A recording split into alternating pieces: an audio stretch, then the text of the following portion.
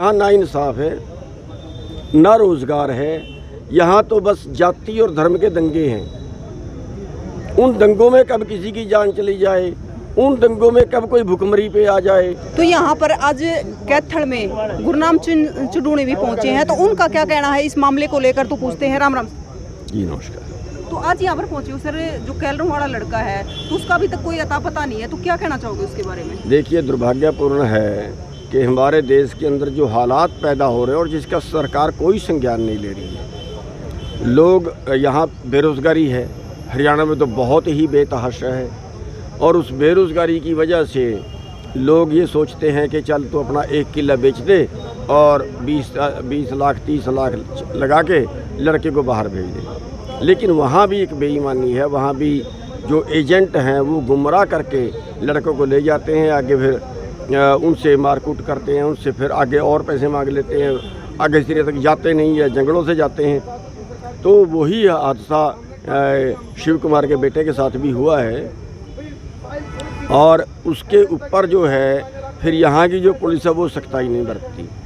तो इसमें 2 चीज़ होनी चाहिए कि नंबर 1 तो जो है ये जो बाहर भेजने का टोटल कारोबार है वो सरकार अपने अंडर ले ले।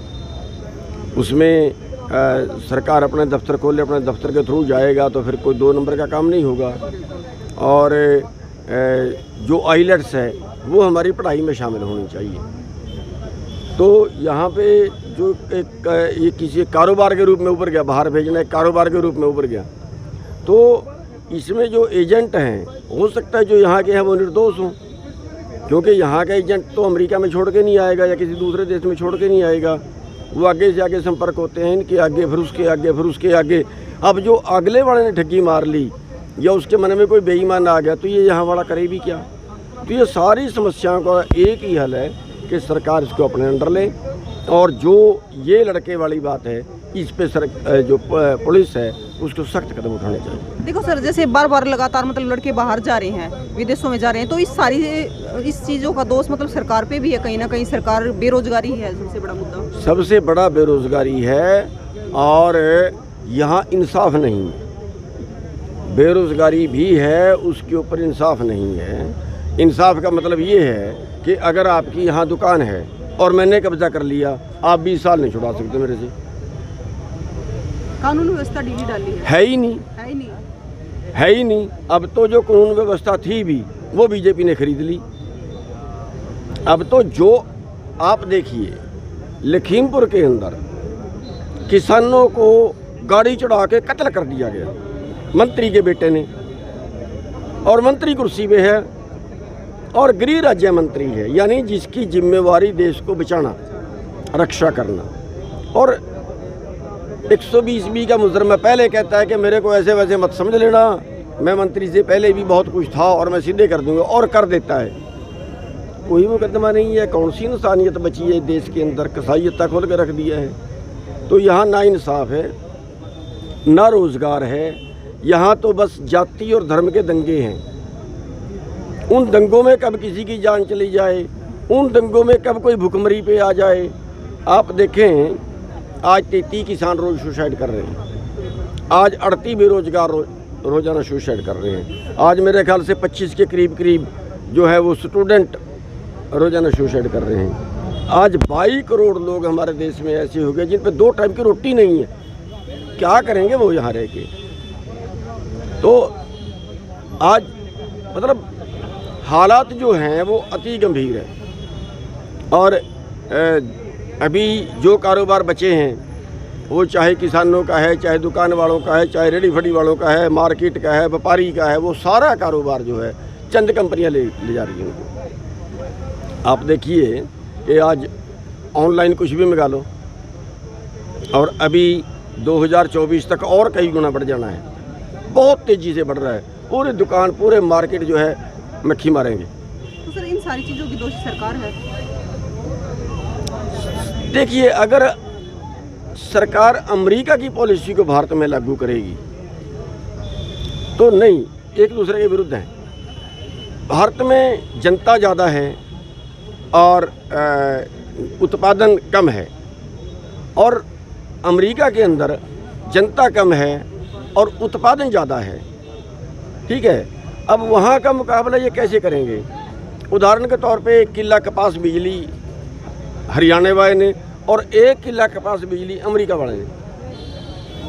तो पहली बात तो ये कि 82% किसान जो है इंडिया में 2.5 एकड़ से कम के हैं और अमेरिका में जो है वो कम से कम 10 वर्ग किलोमीटर का है एक किसान। तो मान लिया यहाँ भी कपास बीजता है, वहाँ भी कपास बीजता है, यहाँ सारी कपास वो हाथ से चुगनी पड़ेगी, बहुत लेबर आएगी। और वहाँ पे 500 किला एक जगह ही है या 2000 किला एक जगह ही है, और एक बार में मशीन आई, मशीन ने सारी को चुगली बंडल बना के पीछे डाल दी, दूसरी मशीन आई उसको उठा के ट्राली पर रख दिया, ट्राली सीधी गोदाम में गई और गोदाम में जाके उसको ढाक लगा दी मशीन ने। देखो सर, आपने कहा कि भारत में कानून व्यवस्था है ही नहीं, तो आज यहाँ पर आप पहुँचे हो, साहिल का जो मुद्दा है, तो इसमें आपको लगता है कि इंसाफ मिल पाएगा? देखिए, इंसाफ हम यहाँ वही कह रहे हैं जी, इंसाफ के लिए भी लड़ना पड़े, ऐसा होना चाहिए क्या देश में? क्या किसी देश में ऐसा होना चाहिए कि हमारा बच्चा कोई बाहर चला गया, उसको ऐसी उसकी स्थिति में पहुंच गया कि अब वो वापस भी नहीं आता, हमें पता उसका कोई अता पता उसका कोई नहीं है, लापता कर दिया, पैसे भी खा गए, क्या उसके लिए भी हमें सड़क पे बैठना चाहिए? और फिर जब सड़क पे बैठते हैं फिर कहते हैं इनका तो पैसा हो गया ये। यानी ये तो अपने आप ही दीन धर्म बनता होगा।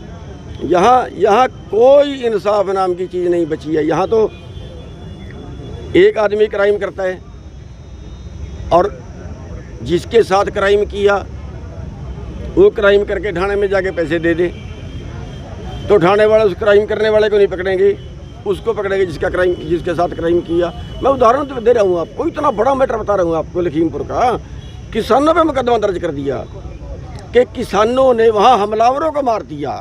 देखो जुल्म, पूरी दुनिया का कहीं मतलब ऐसा वो नहीं है भाई, हमलावर किसानों ने हमलावरों को मार दिया।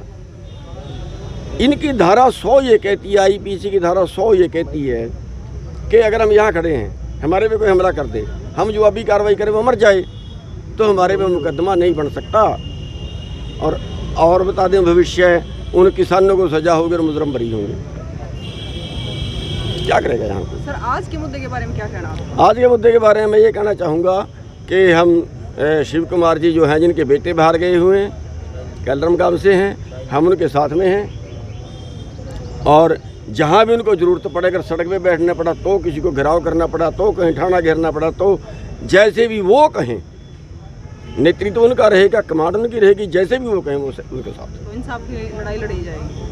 धन्यवाद। तो देखिए, जो शिव कुमार का बेटा है साहिल, वो कई दिनों से बातचीत बंद है, करीब 20-25 दिन से बातचीत घर वालों की बंद है। तो आगे क्या कार्रवाई होती है, इंसाफ मिलता है या कुछ पता चलता है, नहीं, देखते रहिए और कमेंट बॉक्स में बताते रहिए, तस्वीरों को शेयर करते रहिए।